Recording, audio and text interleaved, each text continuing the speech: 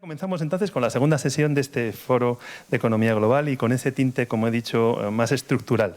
Un análisis de tendencias y de desafíos que enfrentamos en este campo, para el que contamos con el privilegio de la presencia de Bart van Ark, Martina Larkin, Belén Romana y Eric Cheney, a quienes queremos además comenzar agradeciendo que compartan sus conocimientos con todos nosotros. El profesor Van Ark es doctor en Economía por la Universidad de Groningen. Inició su carrera en el National Institute of Economic and Social Research de Londres y más tarde se desempeñó como docente en la Universidad de Groningen y como economista jefe y director de Economía, Estrategia y Finanzas en The Conference Board en Nueva York. En 2020 fue nombrado director de The Productivity Institute, con sede en Manchester, en cuya universidad es profesor de su escuela de negocios. Es además miembro del Consejo Asesor del Círculo de Empresarios. Bienvenido. Licenciada en Finanzas por las universidades de St. Gallen y Fordham, MBA por la ESCP Europe y Yale World Fellow, Martina Larkin comenzó su carrera en Nestlé Suiza o Lazard Company antes de incorporarse al World Economic Forum, donde fue directora del área Europa y Eurasia y miembro de su comité ejecutivo. Desde hace un año es consultora independiente, miembro del Consejo del Instituto Europeo de Innovación y Tecnología, asesora de CITRE y del Parlamento Europeo, así como miembro del European Council on Foreign Relations y de Scale Up Europe.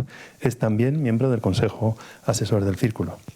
Belén Romana es licenciada en Ciencias Económicas y Empresariales por la Universidad Autónoma de Madrid y técnico comercial y economista del Estado. En el Ministerio de Economía fue directora general de Política Económica y directora general del Tesoro y Política Financiera. Fue después presidenta ejecutiva de la Sareb y secretaria general del Círculo de Empresarios. En la actualidad es consejera independiente del Banco de Santander, de Aviva, de SIX y del Grupo BME, así como miembro del Consejo Global de la Digital Future Society y, no menos importante, al menos para nosotros, es miembro del Consejo Asesor de la Fundación Rafael del Pino. Finalmente, el profesor Cheney comenzó su carrera en el Instituto Nacional de Estadística, Estudios Económicos de Francia, antes de unirse a Morgan Stanley, entidad en la que llegó a ser economista jefe para Europa. Posteriormente fue también economista jefe para asuntos globales de AXA y hace 4 años decidió poner en marcha su propia firma de consultoría y asumió además el cargo de asesor económico del Institut Montaigne. Ha sido profesor de matemáticas en las universidades Louis Pasteur de Estrasburgo y en Paris Tech. Es asesor de varias organizaciones, entre ellas del Círculo de Empresarios. Bien. Es un verdadero privilegio tenerles con nosotros. No me extiendo más y entramos en el debate. Hemos constatado en la anterior sesión que la crisis derivada de la pandemia ha dejado daños, heridas en nuestras economías que tardarán en cicatrizar y que en la recuperación actual puede haber también luces y sombras. Además, afrontamos una nueva fase en la economía mundial, una fase que tiene poco que ver con la que vivimos a la salida de la crisis financiera de 2008, tanto por sus características como también por la respuesta de política económica elegida, como se ha mencionado en la mesa anterior, o el entorno geopolítico que enfrentamos, como también hemos analizado anteriormente. Profundicemos ahora en las tendencias estructurales y desafíos que enfrentamos a largo plazo. Hemos pedido al profesor Van Ark que se centre en el aspecto de la productividad, a Martina Larkin que lo haga en el de la innovación y la tecnología, a Belén Romana que profundice en la lógica del compromiso empresarial con la sostenibilidad y el gobierno corporativo, y a Eric Cheney que analice las cuestiones relacionadas con el medio ambiente y el crecimiento. Bien, comencemos. Profesor Van Ark, ¿no? Me gustaría conocer su visión sobre la productividad en un momento en el que hemos visto cómo durante el periodo previo al logro de este momento dulce que estamos viviendo, en el que ya atisbamos la solución de los problemas creados por el COVID-19, hemos visto un crecimiento de la productividad basado en la digitalización. Pero no sabemos qué va a pasar después, qué efectos va a tener el proceso que vamos a vivir de profundización en la digitalización en la productividad. Nos interesaría conocer cuáles son las perspectivas sobre productividad. ¿Va a continuar habiendo brechas por qué entre Estados Unidos, Europa, esos países que no sé si podemos seguir llamando emergentes, ¿no? ¿Cuáles son las buenas prácticas en materia de política económica para intentar mejorar la productividad? Especialmente dicho desde un país como España, en el que nuestra productividad generalmente es modesta, ¿no?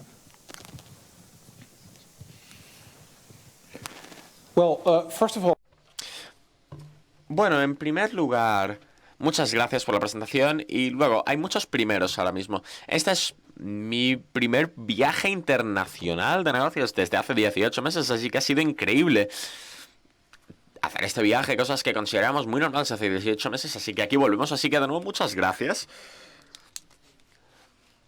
Me gustaría hablar de la productividad y hablar de uno de los últimos comentarios que se ha hecho en la mesa redonda anterior, en el trabajo a distancia. Quiero utilizar dos puntos de partida. En primer lugar, quiero creer que durante la pandemia, la tecnología digital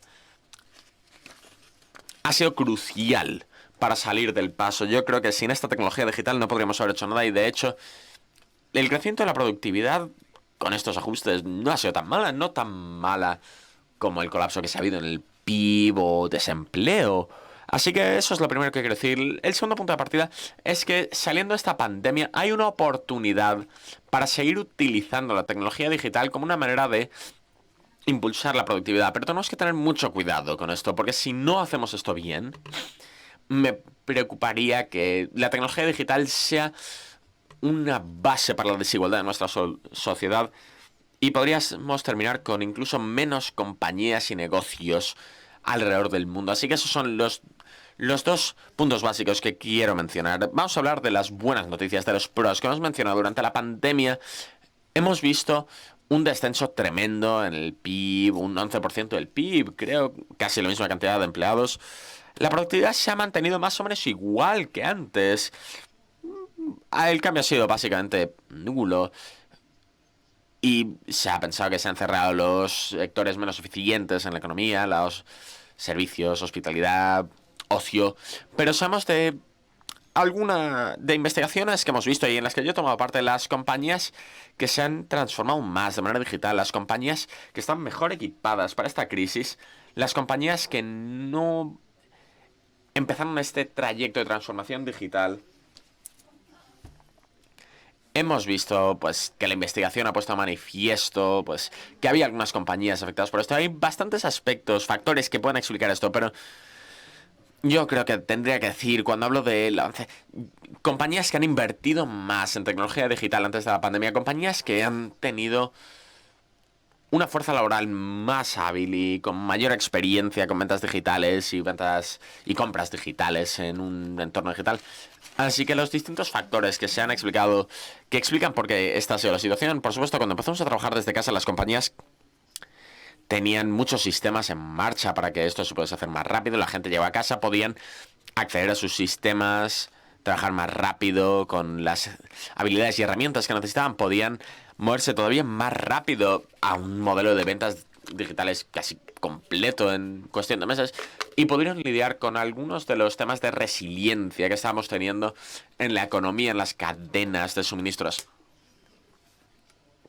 Pero esto no ha sido solo en el mundo privado, sino en el mundo público. Los colegios y las universidades que no habían hecho tanto en el mundo digital han podido ayudar a los alumnos mucho mejor, y también en el sector servicios, que se ve muy afectado por esto. Hemos visto cambios en la tecnología digital, por ejemplo, pensemos la telemedicina, en el mundo médico. Pensemos en todas las cosas que no habrían tenido lugar si la pandemia no hubiese aparecido. La gente muchas veces me pregunta si creo que la pandemia, de hecho, esta aplicación va a permitir que la productividad crezca más rápido todavía. No creo, no quiero ser muy optimista, pero respondiendo a la pregunta, hemos adelantado las cosas un poco más. Hemos hecho las cosas un poco más rápido de lo que lo habríamos hecho y, por supuesto, esto es una victoria. Este es el aspecto positivo. Ahora la parte un poco más preocupante. Parece evidente que no todo el mundo, no todas las personas, no todos los trabajadores, no todas las compañías, no todos los sitios, si echamos un vistazo a los componentes regionales, no todo el mundo se ha visto beneficiado de la misma manera de este tremendo uso tecnológico. La desigualdad digital no es novedad, lo teníamos de antes de la crisis, pero lo más preocupante es que en los últimos 18 meses estas desigualdades, esta brecha tecnológica se ha marcado más todavía. Había gente que no podía trabajar a distancia y han tenido que volver. Hay gente que podía trabajar desde casa, pero no podía tener acceso a internet o tenían espacios donde vivían que eran muy pequeños. Los alumnos normalmente no podían tener el equipo apropiado para poder seguir su educación online. Y también los negocios pequeños. Las grandes compañías no han visto un problema, pero los pequeños negocios pues se han visto más afectados por este paso a las ventas digitales. Se han aprendido rápido, por supuesto, y es increíble la clase de cambios que se han hecho, pero gran parte de los cambios han sido tácticos, no estrategios. Así que la pregunta que hay que hacer es, ¿qué parte de estos modelos digitales que se han introducido han llegado para quedarse después de la crisis? Nada de esto es nuevo, teníamos algo de esto antes de la crisis, pero yo creo que dentro de esta recuperación lo que nos preocupa es esta recuperación en forma de K. Tenemos una recuperación real, pero si le echamos un vistazo a esto, hay algunas compañías, algunas personas, algunas regiones que están en la parte superior de la K, y hay otras compañías, otros negocios que están en la parte inferior de la K, y por eso la brecha se ha marcado más y más y más. Así que yo creo que esto es lo que va a pasar, así que puede que terminemos en la peor situación, en una situación peor que como empezamos. Y esto me lleva a mi segundo punto de partida, y es que tenemos que gestionar esta recuperación bien para poder evitar un aumento en la desigualdad. Así que deberíamos centrarnos en la productividad para esto, yo creo, pero me gustaría añadirle un objetivo a esto, que es la productividad inclusiva. Siempre que tenemos que tener cuidado cuando añadimos un adjetivo a un sustantivo. Todos hablamos del crecimiento verde, todos lo sabemos, o crecimiento sostenible, y pensamos, ¿qué quiere decir esto realmente? ¿Pero qué quiere decir la productividad inclusiva? Porque si lo definimos de una manera bastante cierta, es producir más con menos, pero una productividad inclusiva es hacer más, pero de una manera distinta, lo hacemos mejor, de una manera más inteligente, más eficiente, de manera que las ganancias en productividad van a alcanzar más gente, podremos involucrar a más gente en el proceso del crecimiento y les podremos hacer más productivos. Así que esto es interesante porque estamos viviendo en un periodo en el que, por una parte, tenemos una gran cantidad de gente que está desempleada, y España es un ejemplo espléndido. Hemos mencionado el ejemplo de los Estados Unidos, donde tenemos a 7 millones de personas que siguen estando desempleados, más 7 millones de personas desempleadas más que antes de la crisis. Pero no estamos hablando solo en términos digitales, pero por ejemplo camioneros o personas que trabajan en almacenes. Así que estamos en una situación muy rara, en la que hay una fuerza laboral ahí fuera, pero al mismo tiempo no podemos incluirlas. Así que tenemos que hacer un par de cosas para poder reducir estas desigualdades, para atraer a más gente al mercado laboral y volvernos más productivos. Lo primero es incluir más habilidades digitales. Incluirles más fuera del empleo. Hacer que la gente sea más flexible, más productiva. Y las compañías pueden hacer mucho en esta situación porque pensamos que esto es el sistema educativo, que el gobierno tiene que hacer esto, pero las compañías pueden hacer muchísimo para poder cambiar el mundo, la formación laboral. Y aprender mientras trabajamos es muy importante, pero los directivos, los líderes tienen que tener esto en cuenta y tener mucho cuidado. Pero, por ejemplo, nuevos trabajadores pueden traer nuevas ideas y tenemos que saber que si añadimos más diversidad a nuestra compañía, incluyendo gente más joven, lidiando con la brecha de género y la brecha racial, vamos a tener un impacto positivo en nuestra productividad, teniendo en cuenta que se forme a los empleados. Pero todos estamos en la misma tormenta, pero si invertimos en habilidades, en las habilidades digitales de mis empleados, luego se irán a la competencia porque les ofrecen algo más, pero la competencia está en la misma situación. Así que esto es una serpiente que se muerde la cola. Si pensamos que la gente nos la van a quitar, pues al final no se hace nada. Así que tenemos que trabajar todos juntos porque al final esto nos va a permitir a todos aprovecharlo y vamos a poder, que es verdad que se va a ir gente buena en nuestra compañía, pero volverá gente mejor. Así que tenemos que tener en cuenta aquí las escuelas y los gobiernos pueden ser parte de la ecuación. Sí tenemos en cuenta el sistema educativo, con todas las con la formación profesional tenemos oportunidades para formar a la gente mejor, para ofrecerles cursos, y esto nos ofrecerá la oportunidad de mejorar sus habilidades. Y el gobierno y los gobiernos pueden jugar un papel, sobre todo cuando hablamos de gente a la que es más complicada alcanzar, la gente que tiene menos acceso a internet, que no tiene los recursos para invertir en su propia educación y demás. Así que, bueno, lo voy a dejar aquí, por supuesto. Necesitamos mejores maneras de medir lo que es la productividad y qué es la productividad inclusiva, pero eso es parte de mi trabajo con el Productivity Institute en Reino Unido para poder medir cómo lo estamos haciendo ahora, contando lo que producen los negocios, porque gran parte de lo que producimos tenemos dos medidas: contenido gratuito que, bueno, que no se incluye en las estadísticas, e incluso cosas que se miden como la salud no se mide como es debido. Por ejemplo, algunas de las mediciones de salud, la cantidad de personas encamadas, pues a lo mejor no es lo mejor. A lo mejor es mejor medir cuán rápido les desencamamos y vuelven a trabajar, o mejor todavía, cuánta gente no entra al sistema sanitario porque viven una vida más sana. Así que todavía tenemos mucho que hacer para poder mejorar estos baremos de productividad, y ahí es donde, bueno, donde todos tenemos que todo lo que gestionamos es lo que hay. Así que, saliendo de la pandemia, yo creo que las opciones que tenemos es una recuperación para todo el mundo o una recuperación para algunos. Y yo creo que esto es una elección muy importante. La tecnología digital puede ayudarnos mucho para que sea una recuperación general, pero vamos a necesitar llevar a cabo mucho trabajo desde el punto de vista de política, el sistema educativo. Y estamos todos juntos durante la pandemia. Y seguimos juntos en esta recuperación, y yo creo que tenemos que preocuparnos. Así que tenemos que centrarnos en el aspecto positivo. El tema de la productividad. La verdad es que le hemos planteado a Martina precisamente que entre en un aspecto que ya ha mencionado en parte Bart, porque claro, realmente siempre que desde la incertidumbre sobre el futuro pensamos en cómo podemos enfrentarnos a los desafíos que tenemos delante, siempre pensamos en que el camino es la incorporación de tecnología, la innovación, la incorporación de conocimiento, ¿no? Entonces, estos aspectos son determinantes para el futuro y para el progreso, pero realmente estamos en un momento en el que quizás es necesario plantear estrategias diferentes para asaltar estos objetivos que nos planteamos, ¿no? De impulso a la innovación y la tecnología.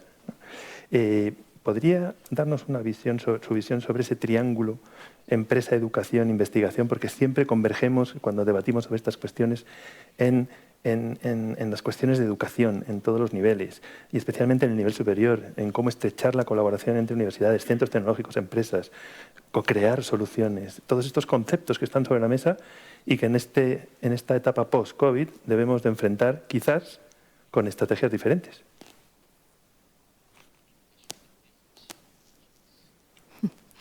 Yes. Sí, así es.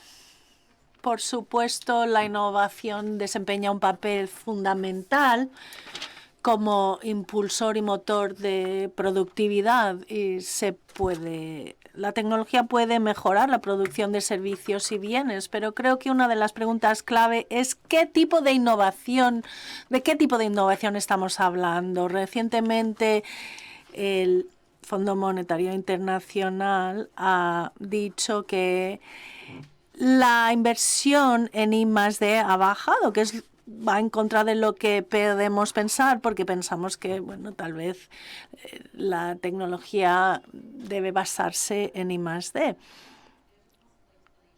Y hay una posible explicación para esto, y creo que esto es un elemento muy importante cuando hablamos de innovación y tecnología, y es que el tipo de investigación sí importa. La innovación puede ser grande o pequeño y no ocurre en vacío, sino que se basa en investigación básica. Y creo que aquí es muy importante comprender que hay una diferencia entre conocimiento aplicado, investigación aplicada y investigación básica.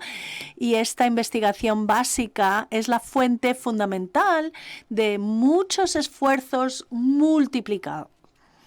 Por supuesto, la innovación nos da el producto final, pero la investigación o conocimiento básico es lo que proporciona la multitud de opciones que tenemos. La vacuna no fue desarrollada en un silo, sino que se basa en años y décadas de investigación básica. De la misma manera, el sistema de GPS se basa en la teoría de la relatividad de Einstein. Es decir,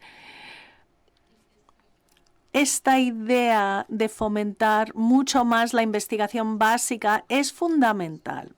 Tiene que haber más inversión en esto y esto se ha visto reducido por tanto el sector privado como en el público y sobre todo creo que para las empresas es muy difícil aprovechar los beneficios de esto porque, por supuesto, esta investigación una vez realizada puede estar en distintos contextos alrededor del mundo y distintos sectores. Por tanto, no queda muy evidente para las empresas cómo pueden interiorizar los beneficios de estas inversiones. Y ahí entra la política pública para fomentar esto más, para generar el entorno adecuado. Y también la investigación básica puede ser clave para el crecimiento verde o la tecnología verde. Bueno, vamos a hablar más de esto más adelante, pero tienen un papel fundamental cuando hablamos de la economía verde, la investigación básica. Creo que hace falta invertir más en esto. Quería decir un par de cosas también sobre el papel de las empresas y los esfuerzos de la Unión Europea, de China, de Estados Unidos. Cuando vemos los países más innovadores del mundo, los 5 principales están en Europa. Es decir, Europa debe estar haciendo algo bien, pero a la vez tiene un papel muy diferente que de Estados Unidos y China. Tiene que haber una estrategia para Europa donde podamos transformar esta innovación, esta investigación para las empresas que también generan valor y riqueza. Y ya sabéis que la Unión Europea tiene una nueva estrategia de innovación que quiere una Europa más soberana. ¿Cómo puede Europa seguir siendo la que establece las reglas cuando tiene que ver, por ejemplo, reconocimiento facial y muchas otras cosas? Alguien dijo que Estados Unidos ya ha perdido la carrera sobre el liderazgo de esto.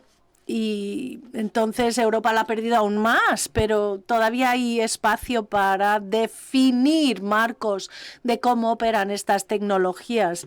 Y cuando adoptamos estas nuevas tecnologías verdes, sobre todo nuevas tecnologías como adaptación al clima y el medio ambiente, esto desempeña un papel muy importante. A la hora de hablar de las empresas, evidentemente hemos visto un periodo de transformación inmensa y esto no ocurre con mucha frecuencia. Por supuesto, hay un aspecto muy especial de esta crisis en cuanto a la economía que afecta sobre todo al sector de servicios, que ha sido más afectado, como se ha mencionado, que el industrial, por ejemplo. Y mucha de esa transformación necesaria va a tener lugar a través de la innovación, pero también la digitalización, y esa digitalización hay que promoverla. Las empresas pueden hacer mucho más al respecto. Podemos ofrecer más valor, pero también cuál es el papel del sector privado en cuanto a la provisión de más investigación, pero también el aseguramiento y transformación del empleo. Y no es solo cómo generamos empleos, sino cómo estos empleos son buenos y están bien pagados y son significativos estos empleos. La innovación puede hacer mucho, pero el entorno empresarial tiene que basarse en estas políticas públicas, estas variables, y el sector empresarial tiene que estar invirtiendo más, que se han visto reducidos. Hemos visto las cifras de la inversión privada se han visto reducidas. Hace falta mucha más inversión del sector privado. Y luego, lo más importante también son los empleos. Hay que crear empleo. hay muchas oportunidades nuevas en nuevos campos y nuevos dominios, pero estos empleos realmente tienen que ser más inclusivos. No sé si esa es la palabra correcta, pero bueno, utilizando los adjetivos que has usado tú, desde luego hace falta ser más flexibles en el futuro. Tienen que hablar con distintas personas de forma diferentes y esperemos que podamos también aprovechar nuevos desarrollos como una economía más verde y nuevas tecnologías, digitalización en esas áreas donde creemos que está el futuro y donde queremos ver más crecimiento. Las palabras de Martina conectan precisamente con la siguiente cuestión, que es precisamente aterrizar sobre el trascendental papel que tienen las empresas en la sociedad. Otra de las tendencias que mencionábamos era precisamente, y que se ha acelerado además durante la crisis, era todo ese debate sobre el compromiso empresarial con la sostenibilidad en las dimensiones precisamente medioambientales, sociales y de gobierno corporativo, ¿no? El denominado marco ESG, ¿no? Nos gustaría, Belén, entrar en este tema de tu mano, ¿no? Los gobiernos, la ciudadanía, los inversores, los fondos ya elevan en la actualidad la presión en aras de un nuevo enfoque, algunos incluso de una nueva regulación en estos ámbitos, ¿no? ¿Podrías darnos tu opinión sobre el impacto que puede tener todo este movimiento, toda esta reacción, ¿no? Estos enfoques? ¿Son una oportunidad, un desafío? ¿Y cuáles serían las implicaciones desde el punto de vista del gobierno corporativo? Bueno, muchas gracias primero por invitarme. Es un placer volver a ver físicamente a mucha gente y volver a dos instituciones de las que me he sentido siempre muy cercana. Respecto a...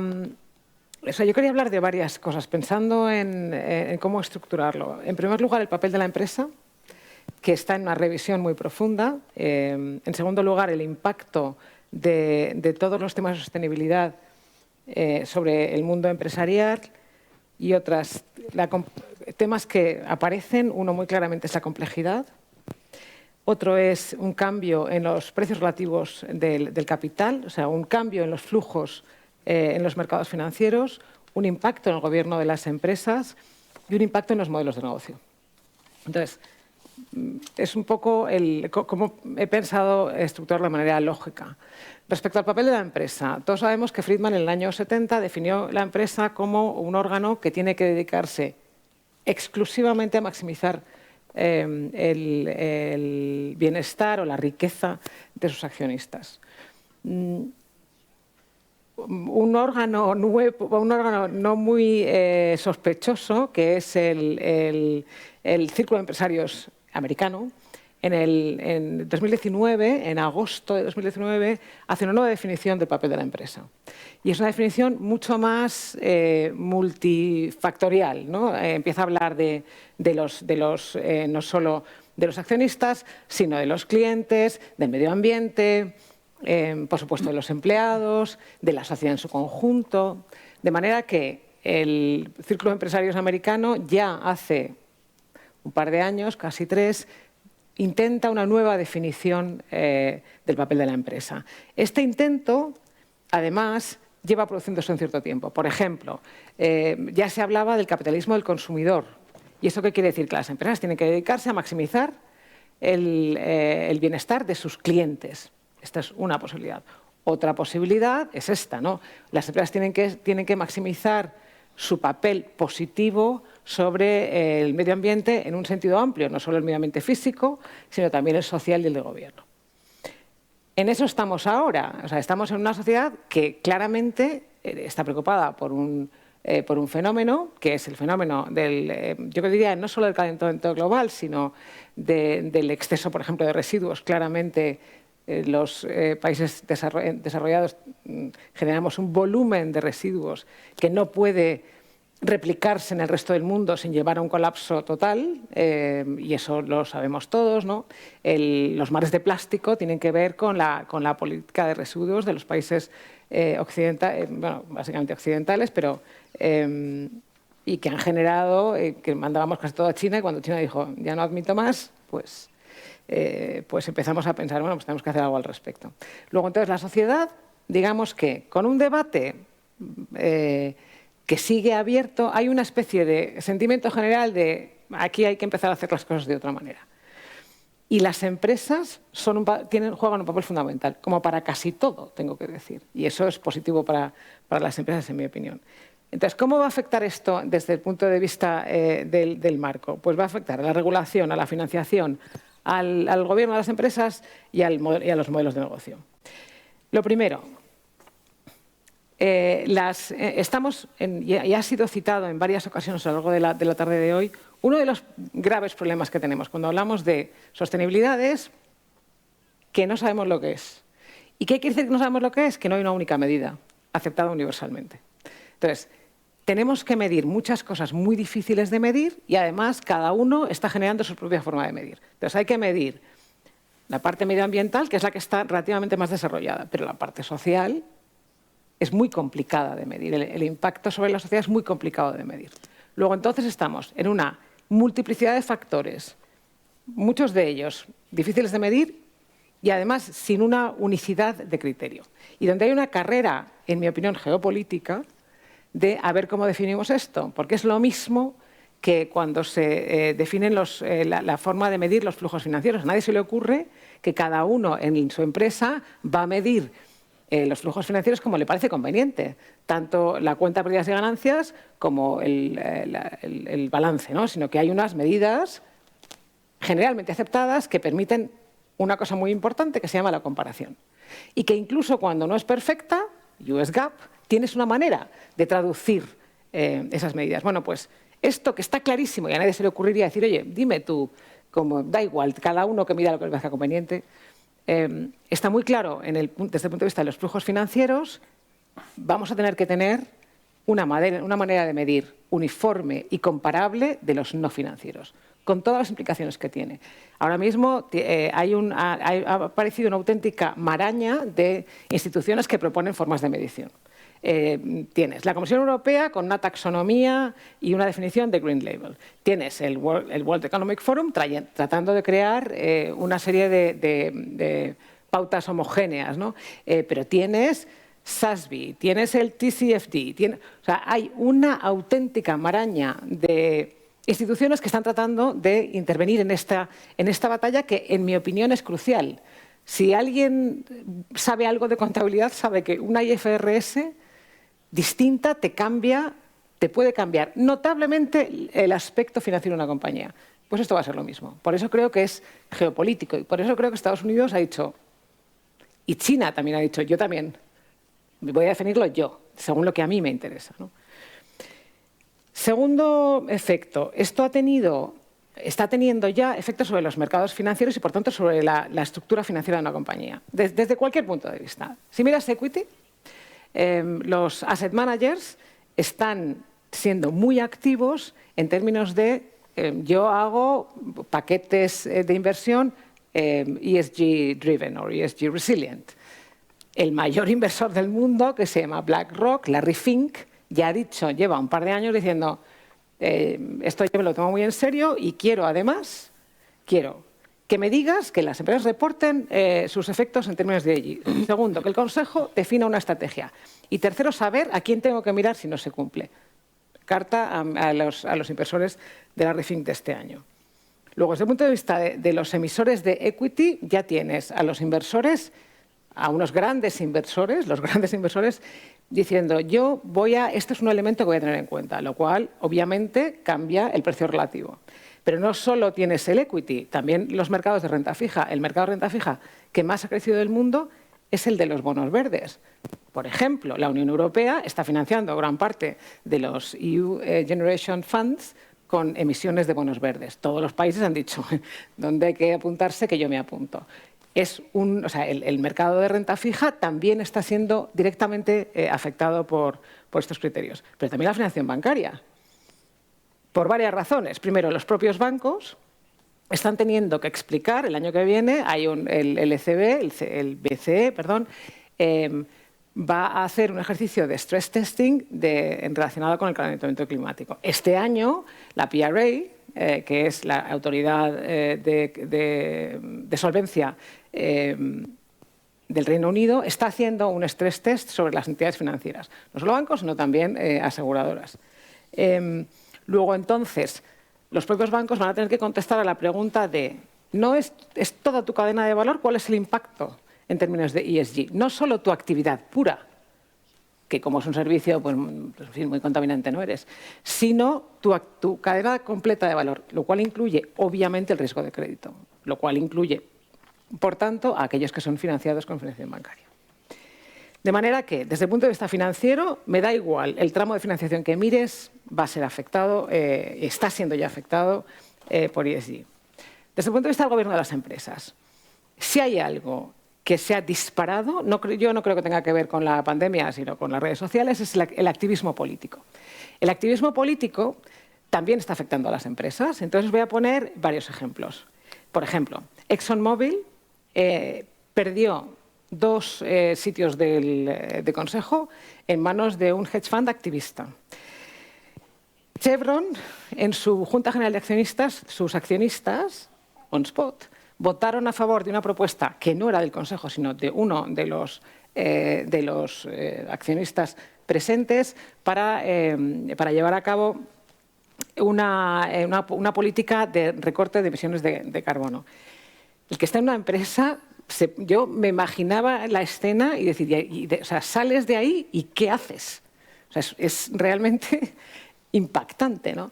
Pero no solo eso, sino que, por ejemplo, Shell ha sido objeto de una decisión de una corte holandesa. Shell había hecho una promesa de recorte de emisiones de carbono para el 2050.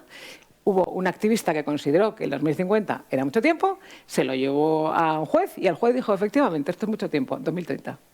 Entonces, un juez holandés, una corte holandesa, le ha dicho a Shell 2030. Luego, entonces, desde el punto de vista del gobierno de las empresas, esto va muy en serio. ¿Qué puede hacer una empresa? No sé cómo voy de tiempo. Un poco mal, pero... Fatal. Sí, bastante. Pues entonces lo dejo para las preguntas. Os dejo con la intriga. ¿Qué pueden hacer las empresas? Es muy interesante, seguro que al final incluso podemos interactuar en la mesa y en respuesta, ¿no? Más estoy seguro que Eric Cheney tiene mucho que opinar sobre los temas que precisamente estaba analizando Belén.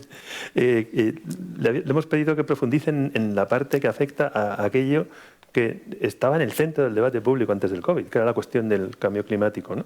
Y nos interesaría mucho conocer su opinión sobre qué tendencias se están produciendo en este campo. Martín hablaba de la Green Tech, siempre vemos a la tecnología como una potencial solución, todos estos elementos. Pero hay un elemento también que queríamos plantearle, ¿no? Y es precisamente cómo podemos lograr el equilibrio entre las restricciones a la actividad económica que exige la transición energética y la sostenibilidad del crecimiento económico, ¿no? Esa es la gran pregunta, ¿no? ¿Dónde está el equilibrio? ¿Dónde está ese punto que puede darnos soluciones a ambos problemas?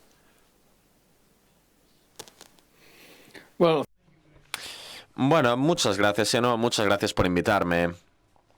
Es un honor.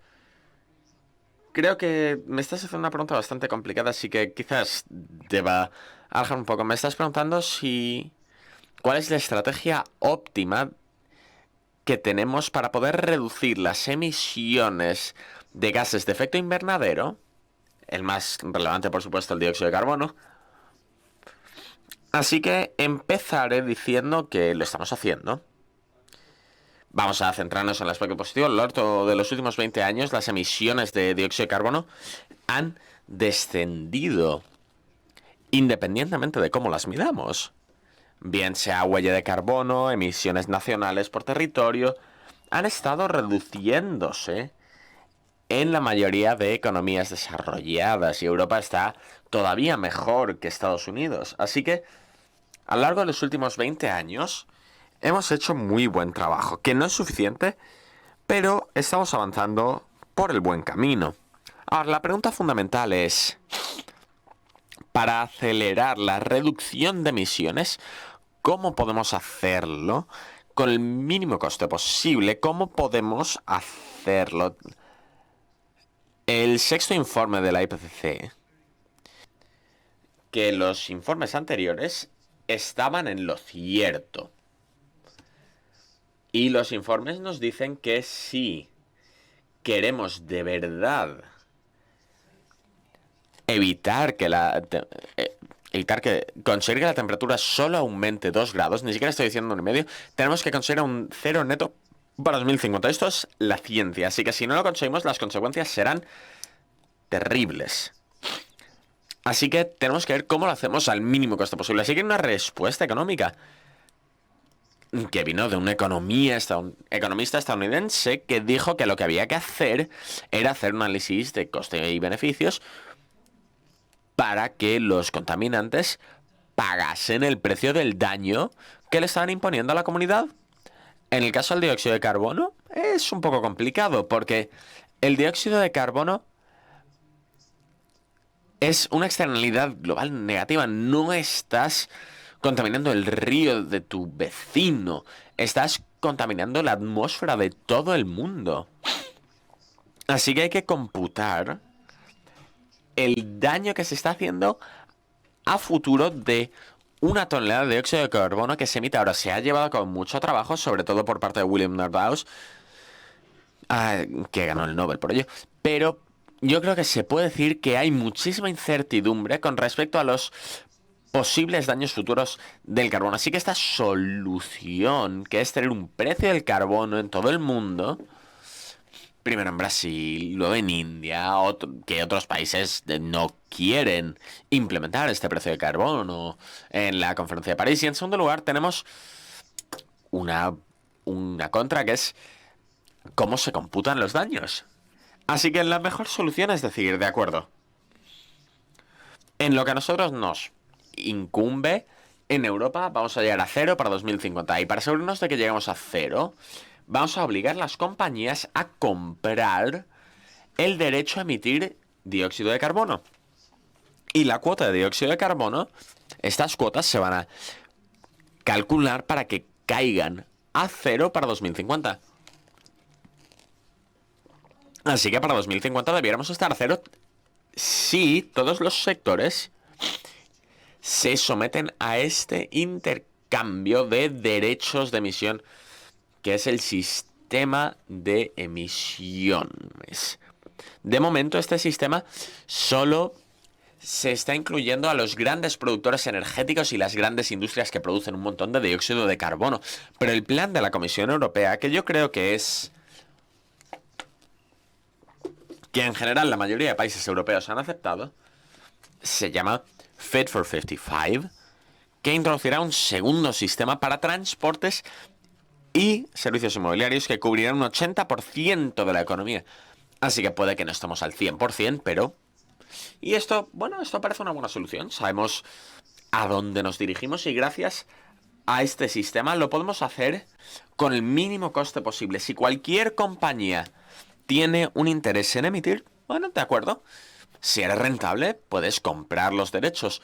Pero si otra compañía tiene una tecnología propietaria que les permite reducir sus emisiones, vende los derechos.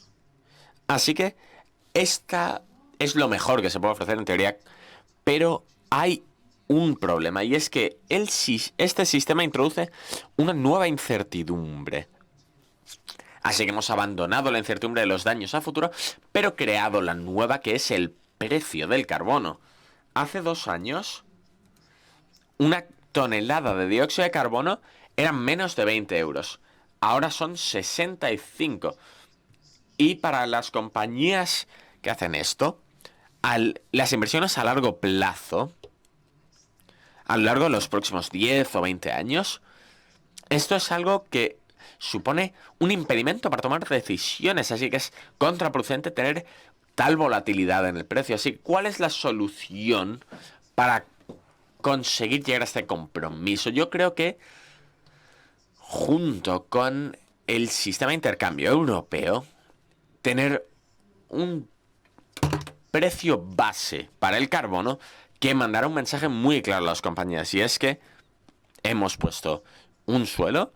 Y para tener un suelo necesitamos una autoridad que yo llamaría la Autoridad Europea de Carbono, compuesta por economistas, científicos, elegidos por un jurado internacional para que no haya ninguna duda sobre sus competencias. Así que si tenemos un suelo, entonces el sistema de transmisiones fluctuará, pero las compañías saben cuál será el precio mínimo de aquí a 10 o 20 años. Yo creo que esa es la mejor solución posible. Por supuesto, tenemos un tema a abordar, por supuesto, que son los consumidores. Incluso si las compañías tienen que comprar los derechos para emitir dióxido de carbono, el consumidor paga el precio. Esto está oculto. La gente no quiere pensar en esto. Tengamos o no un impuesto de carbono, o si las compañías pagan por el derecho a emitir, al final los consumidores pagan. Me he olvidado algo muy importante. De hecho, si tenemos un precio de carbono a través del sistema ETS para un 80% de la economía, tiene que ser el mismo para los bienes de importación. Así que tiene que haber mecanismos de ajuste de carbono en las fronteras en lugar de imponer lo que llamamos el CBM. La gente no quiere llamarlo impuesto porque es una palabra con muchas connotaciones, pero esto es necesario para poder evitar tener distintos precios de carbono y para tener una situación equilibrada para todos los participantes. Así que, de acuerdo, los consumidores tienen que pagar, pero eso no les gusta. Cada vez que incrementamos los impuestos de carbono, tenemos a los chalecos amarillos, que es comprensible. Así que la solución es redistribuir los beneficios de los impuestos de carbono, de los beneficios de ETS, a la gente. Y yo creo que la única manera de hacer esto es el principio de subsidiariedad. Conseguimos mucho dinero que la Unión Europea recauda. El ETS yo creo que es más que la Unión Europea. De hecho, hay algunos países asociados a ello, pero vamos a simplificarlo. Tenemos los impuestos de carbono. Devolvámoselo a la gente. Y las decisiones se tienen que tomar por los países, por sus votantes, por sus parlamentos nacionales. En mi opinión, pero es la opinión de un economista, lo inteligente sería centrarnos en la redistribución de los beneficios de carbono. Vamos a hablar de esto como el dividendo del carbono a la gente con menor renta, no a la gente que consume la energía, porque estamos tentados de evitar un levantamiento de los chalecos amarillos. Sí, tenéis que pagar, pero al mismo tiempo os damos dinero. Pero en ese caso, básicamente te deshaces del incentivo a utilizar productos reducidos de carbono o vehículos eléctricos. Así que se redistribuye los beneficios y que sean los países los que deciden cómo se redistribuye. Pero hay otro factor que creo que es Martina ha subrayado muy bien, y también Bart. Si queremos llegar ahí, nos hace falta la tecnología. Y la tecnología será el resultado de, básicamente, investigación básica, investigación aplicada e inversión. Así que parte de los beneficios debieran utilizarse precisamente para financiar la investigación que necesitamos. Porque a día de hoy la gente no sabe qué tecnologías vamos a tener de aquí a 20 años para evitar emitir carbono. Puede que estas tecnologías vengan de investigación básica de descubrimientos de hace 10 años que nadie podría haberse imaginado, porque normalmente pensamos en marcos de 20, 30 años entre un descubrimiento básico y sus aplicaciones industriales. Así que parte debiera reasignarse a investigación e inversiones, pero eso no va a ser suficiente. Y eso es lo último que yo quiero decir. Tenemos que invertir mucho dinero para descarbonizar nuestra economía.